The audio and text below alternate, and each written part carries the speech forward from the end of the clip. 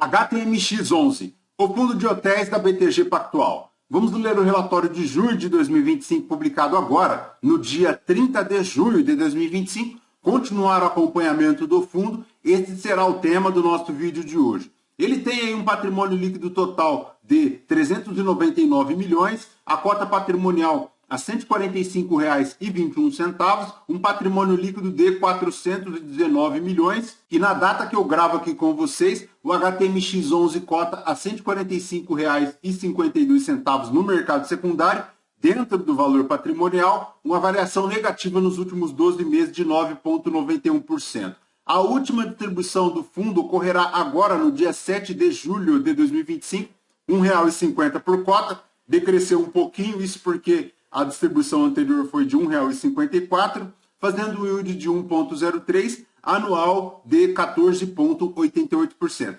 Se o cotista tivesse investido R$ 1.000 há 2 anos em HTMX11, teria hoje R$ 1.631,80, já considerando o reinvestimento dos dividendos. A rentabilidade do fundo segue lá na linha superior do CDI, superando consequentemente também o IFIX e o IPCA. Segundo o investidor 10, no período, o HTMX11 deu 63,18%, o CDI 23,95%, o IPCA 9,54% e o IFIX 10,40%. Então, rentabilidade positiva aqui do HTMX11 desde pelo menos 2023, o que é excelente. Mas, voltando aqui para o relatório, pessoal, a gestão comenta a demanda na cidade de São Paulo no mês de abril, que refletiu aí uma forte retomada do calendário de feiras e de eventos corporativos, tendo como os principais destaques aí a Intermodal, a Automec, a Feicom, além de vários shows lá na Allianz Parque e também no Morumbi, com os destaques aí para as bandas sul-coreanas.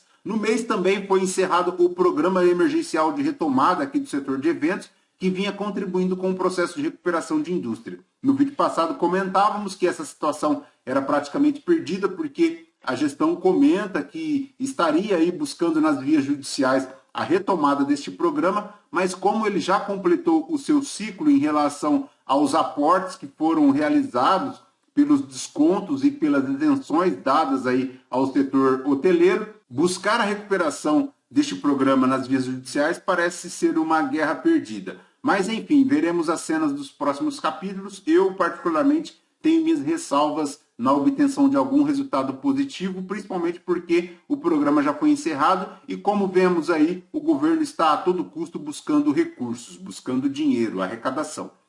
Em maio, segundo a gestão, teve aqui também a APA Show, realizada lá no Expo Center Norte, o que impulsionou aí um crescimento na Revipar do fundo, impulsionando principalmente aí pelo aumento das médias de diárias. Em relação aqui à taxa de ocupação, ela cresceu, foi lá aos 68%. A taxa média diária também foi a R$ 559. A Revipar, que é a receita por apartamento disponível, também cresceu bastante, chegou lá aos R$ 379. O recebimento por quarto chegou a R$ 4.867 em abril de 2025. E as receitas de aluguéis apuradas referente à operação de abril foi de R$ 4.867 por apartamento, um aumento de 11% em relação a abril de 2024. A taxa de ocupação também foi de 68%, um aumento de 4% em relação ao mesmo mês de 2024. A diária média da carteira seguiu o movimento do mercado hoteleiro da capital paulista no período e finalizou lá em R$ 559, maior que os 512 observados em 2024. A receita por apartamento disponível também alcançou R$ 379, um aumento de 14%. Para a DRE do fundo, para maio de 2025, ele fez aqui de receitas de diárias 3.817, frente a 1.953 em abril de 2025, então um crescimento exponencial considerável. Lucro de vendas, ele já percebeu aqui 1.446 versus os 670 mil de abril de 2025, totalizando 5.401 de receitas, subtraídas aqui as despesas, chegando a um lucro líquido de R$ 4.803.000, o equivalente a R$ 1,66 por cota, dos quais ele distribuiu R$ 1,54. Como vemos, esta distribuição se refere ao mês passado e agora, neste mês, o fundo distribuirá R$ 1,50 por cota. Em relação ao resultado, ele fez R$ 1,32 aqui de receitas diárias, 50 centavos aqui de receita com vendas de quartos, subtraídas aqui as despesas e a taxa de administração, chegando ao resultado de 1,66, dos quais ele distribuiu 1,54 em relação